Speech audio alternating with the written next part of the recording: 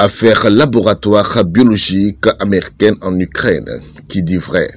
La crise ukrainienne débutée le 24 février dernier avec les frappes russes a révélé une information concernant l'existence de 30 laboratoires biologiques sur le sol ukrainien appartenant aux États-Unis.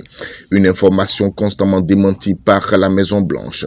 Selon un journaliste de la BBC, les États-Unis semblent suggérer que leurs recherches secrètes impliquant des virus en Ukraine n'avaient rien à voir avec l'armée. Le porte-parole du ministère chinois des Affaires étrangères Zhao Lijian, allié de la Russie, juge les explications des États-Unis sur la question inconstantes et lacunaires.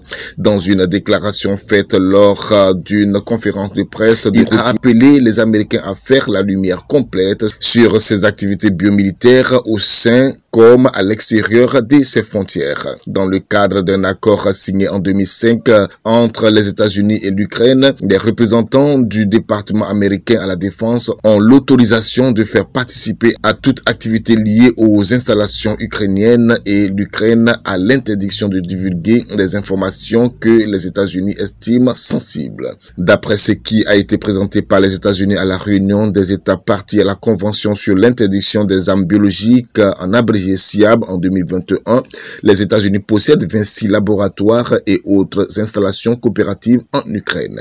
Nous ne pouvons nous empêcher de nous demander, les États-Unis ont-ils envoyé des équipes en Ukraine ou non? Quelle est exactement l'ampleur de leurs activités? Combien d'installations collaboratives y a-t-il en Ukraine? Quelles informations sensibles dans le domaine de la santé publique est-il interdit de divulguer? L'Ukraine sait-elle ce que font les États-Unis sur son territoire? S'est interrogé Zhao Lijian.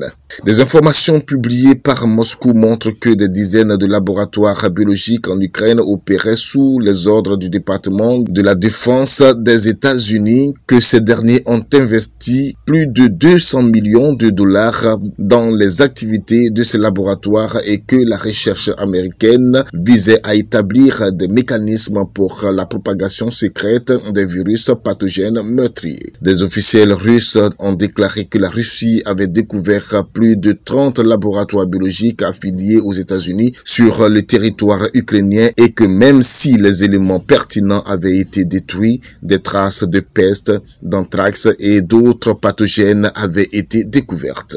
Alors que les États-Unis ont initialement rejeté les informations concernant leur laboratoire de recherche sur les armes biologiques en Ukraine comme étant fausses, la sous-secrétaire d'État pour les affaires publiques Victoria Nuland a admis le 8 mars l'existence d'infrastructures de recherche biologique dans le pays. Si les informations communiquées par les États-Unis eux-mêmes sont inconstantes et lacunaires, comment la communauté internationale pourrait-elle croire que les États-Unis s'acquittent de leurs obligations liées à la SIAB? A fait remarquer Zhao Lijian.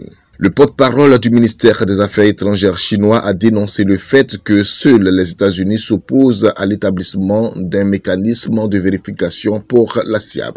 Dans le même temps, ils accusent depuis plusieurs décennies les autres pays de ne pas se conformer au traité, allant même jusqu'à les sanctionner, voire à utiliser la force à leur encontre. Lorsque les États-Unis sont mis en cause, ils échappent à l'inspection, ce qui est typique de leurs deux poids et deux mesures, a raillé le porte-parole. Zhao Lijian a enjoint aux États-Unis de faire la pleine lumière de façon responsable sur leurs activités biomilitaires au sein comme à l'extérieur de leurs frontières et d'arrêter de s'opposer à l'établissement des mécanismes de vérification pour la SIAB, ce qui aiderait à restaurer la confiance de la communauté internationale dans la conformité des États-Unis vis-à-vis de leurs obligations internationales, mais aussi de révéler le niveau de biosécurité mondiale.